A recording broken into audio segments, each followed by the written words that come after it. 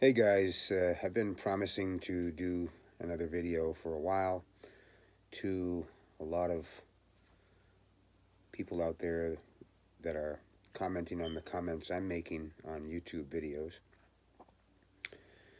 I have so much information, it's hard for me to disseminate this in any sort of orderly fashion. Uh, However, I will certainly try. I'm going to start with one topic that I would assume is extremely important to every single person that's listening or watching this video, and that is paying federal income taxes. I stopped doing that months ago, and we'll see what happens. I'm waiting for my notice of deficiency, and then I will take care of that contractually uh, because I I'm not under the jurisdiction of the federal United States.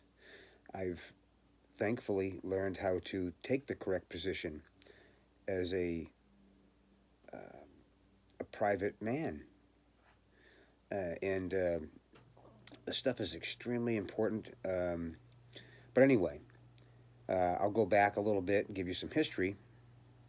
When the Constitution was created and ratified, in the Constitution, two United States were created: the federal United States and the continental United States. The continental United States were at that time, 13, how many, I don't know how many colonies there were. They were each separate countries. They came together, united, to protect each other and themselves from enemies, foreign and domestic. And so this was the continental United States.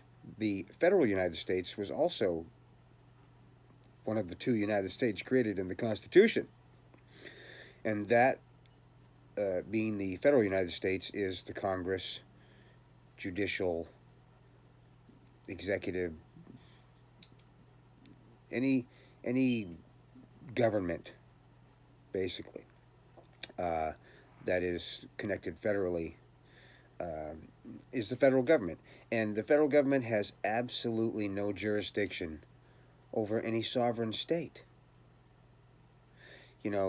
This is what gets me. I'm not necessarily a pro POTUS guy or not. I don't. The jury's out. However, when I see on these news conferences that these reporters are asking, and I know that the American people are, yeah, yeah, yeah, you know, why isn't why isn't the federal government, doing this? Why aren't they taking over?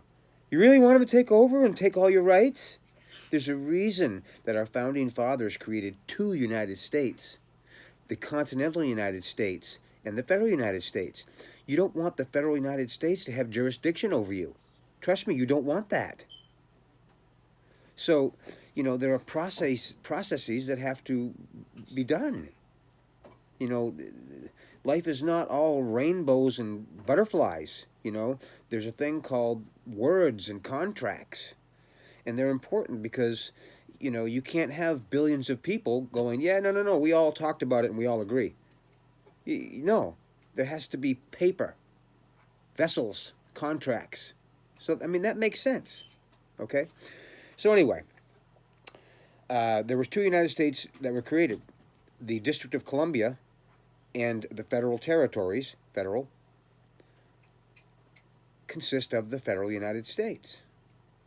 The sovereign states consist of the continental United States. The federal United States has no jurisdiction over any American national. That not a any citizen of the state, citizen with a capital C. They have no jurisdiction over that man or woman. I hesitate to say person, as you've probably heard in my other videos, because a person according to Black's Law Dictionary and probably Webster's, is a non-living entity. It's a corporation. It's a fiction. So that's why I don't use that word. I try not to as much as possible. It's tough. Been brought up my whole life to call people person, individual. Oh, we're all human beings. Do you know what the definition of human being is in Black's Law Dictionary? A monster, a beast, someone under the complete control of another. So I am not a person, or I'm a human being. I'm not a citizen of the federal United States.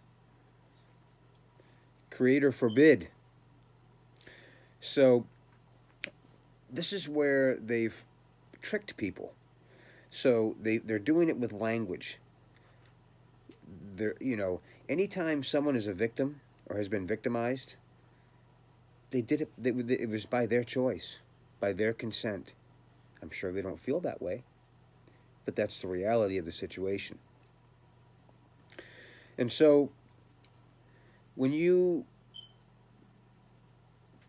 answer to being a person, certainly on paperwork, or an individual, or a human being, or that you have an address, because an address, that word address, admit to having one of those, and you have just said that you have just entered a contract that you are a non-living entity and you live in the District of Columbia and you're subject to all proclamations, resolutions, codes, and legal laws of the United States Inc.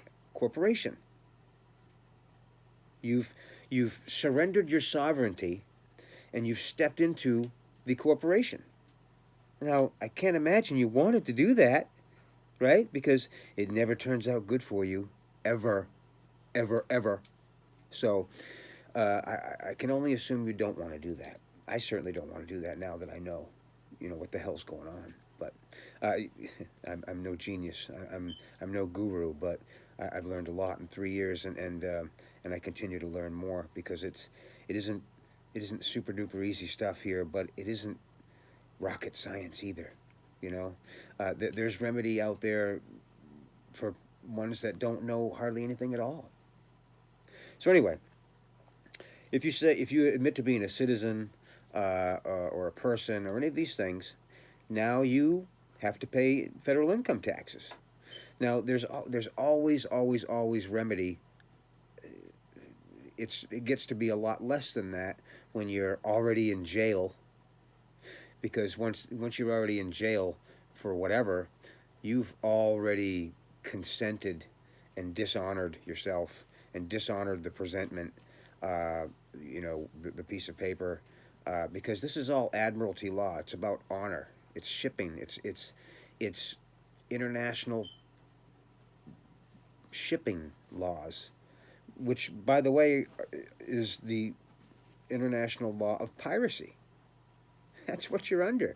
You're under the Babylonian system of law, Roman, draconian, and military rule of law. The Uniform Commercial Code, which, by the way, the Federal Tax Lien Act of 1966, I believe, notes that taxes are all under the jurisdiction of the Uniform Commercial Code. Well, the Uniform Commercial Code has jurisdiction only over anybody who consents to it. So it isn't super direct. These guys aren't stupid.